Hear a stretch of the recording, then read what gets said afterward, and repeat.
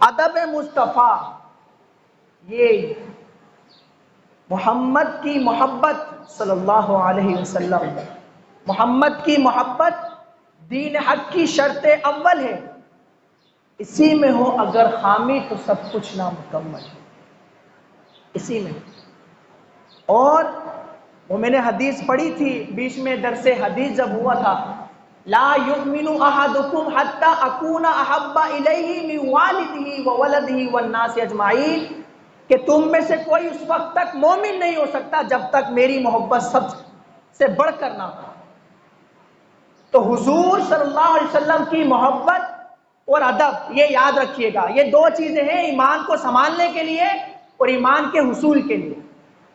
یہ دو چیزوں کے بغیر آپ اس کو یوں بھی سمجھ سکتے ہیں، اگر ہمارے پاس نیک اعمال نہ ہوئے تو جہنم میں جانا ہوگا، لیکن بالآخر جہنم سے نکال لیا جائے گا۔ لیکن اگر حضور کی محبت اور ادب نہ ہوا تو جہنم میں جانا ہوگا اور ہمیشہ ہمیشہ جہنم میں رہنا پڑے گا، پھر نکلنا نہیں ہوگا۔ لیکن یہ محبت اور یہ ادب ہمیں جہنم سے نکال دے، کیونکہ ایمان ہمارے پاس ہوگا۔ محبت اور ادب، قرآن کا ادب ہے، احادیث کا ادب ہے، بیت اللہ شریف کا ادب ہے، روزہ رسول کا ادب ہے، فرشتوں کا ادب ہے، انبیاء کا ادب ہے، اللہ کا ادب ہے، یہ ساری چیزیں صحابہ کرام کے سینکڑوں واقعات ہمیں ملتے ہیں۔ حضور کا ادب کیسے کرتے ہیں، حضور کی شان کیسے بیان کرتے ہیں، حضور کی بات کیسے کرتے ہیں۔ تو یہ جس مجلس میں آپ جائیں، جس آپ مبلغ کو سنیں، جس مجلس میں بیٹھ کر یہ دو باتیں نہ ہوں اور یہ دو چیزیں ہمارے سینوں میں پیدا نہ ہو، محبت اور ادب، تو پھر کچھ بھی نہیں۔ پھر آپ اخلاق کی باتیں کریں، پھر آپ ترقی کی باتیں کریں، پھر آپ علم کی باتیں کریں، پھر آپ سائنس کی باتیں کریں، پھر آپ ٹیکنالوجی کی باتیں کریں، وہ سب اپنی جگہ پر، وہ دنیاوی فوائد تو دے دیں گے، دینی اخروی سعادت اور فوائد محبت مصطفیٰ کے بغیر اور ادب مصطفیٰ کے بغیر حاصل نہیں۔ ایمان بچانا، ایمان حاصل کرنا، ایمان کا کمال، وہ سب حضور کے ساتھ با مصطفیٰ برسا خیش را کے دی ہماؤس، سب کا سب حضور کے قدموں سے جڑنے کا نام۔ سارا ادب ایمان وہ سب حضور سے جڑنے کا نام۔ روزے رکھتے رہیں ادب نہ ہو تو یہ روزہ کیا فائدہ پہنچائے گا؟ نمازیں پڑھتے رہیں ادب نہ ہو تو یہ نمازیں کیا فائدہ پہنچائیں گی؟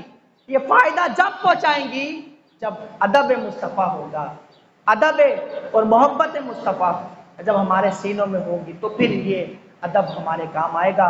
بس یہ کسی کی تفسیر سے، کسی مبلغ کی تبلیغ سے بڑے بڑے لوگ ہم نے دیکھے، آپ نے بھی، اب تو سوشل میڈیا کا دور ہے، کوئی ازواج مطہرات کے بارے میں کیا کچھ کہہ دیتا ہے، کوئی صحابہ کرام کے بارے میں کیا کچھ، صحابہ کرام کے بارے میں کچھ کہنا، اہل بیت اطہار کے بارے میں کچھ کہنا، ازواج مطہرات کے بارے میں کچھ کہنا، یہ حضور کے بارے میں کچھ کہنا ہے، یہ یاد رکھیے گا۔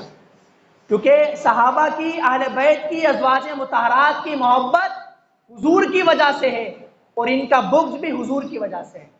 تو یہ اس کو ہلکا مت لیں کہ کوئی صحابی کو کچھ کہتا ہے تو صحابی کو کہنے کا مطلب ہے حضور کو کچھ کہتا ہے۔ یہ خیال کیجئے گا کہ آل بیت اطہار کا گستاخ ہے۔ آل بیت کس کے آل بیت؟ حضور کا گھرانہ۔ یاد رکھیے گا، یہ چھوٹی چھوٹی باتیں نہیں ہیں۔ پوری زندگی کی تبلیغ ایک طرف اور حضور کی آل، حضور کے اصحاب، حضور کی ازواج کے بارے میں ایک لفظ ایک طرف، اس کا سب کچھ ضائع ہو جائے گا۔ اس کی باتوں سے، اس کی انگلش سے، اس کی تعلیم سے، اس کے فن سے، اس کی مہارت سے، اس کے خطاب سے متاثر ہونے کی ضرورت نہیں ہے۔ ہمارے لوگ جلدی سے متاثر ہو جاتے ہیں، یہ بڑا اچھا خطیب ہے، بڑی معلومات رکھتا ہے، بڑی انفارمیشن ہے، بڑا اچھا ترجمہ تفسیر بیان کرتا ہے۔ ادب مصطفیٰ ہے یا نہیں؟ میں نے کہا نا آپ کو، پورا قرآن ختم ہو جاتا ہے کسی نبی کی بات، کسی ولی کا تذکرہ نہیں۔ تو ادب مصطفیٰ اور محبت مصطفیٰ یہ ہے اصل سرمایہ، یہ ہے جو قیامت میں اور قبر میں اور آخرت میں ہمارے کام آئے گا۔ اصل چیز یہ ہے۔ اس کے بعد پھر تقویٰ ہے، پھر اعمال ہے، پھر ترقی ہے، پھر علم ہے، یہ سب کچھ بعد میں ہے، پہلے ادب مصطفیٰ اور محبت مصطفیٰ. وآخر دعوانا الحمدللہ.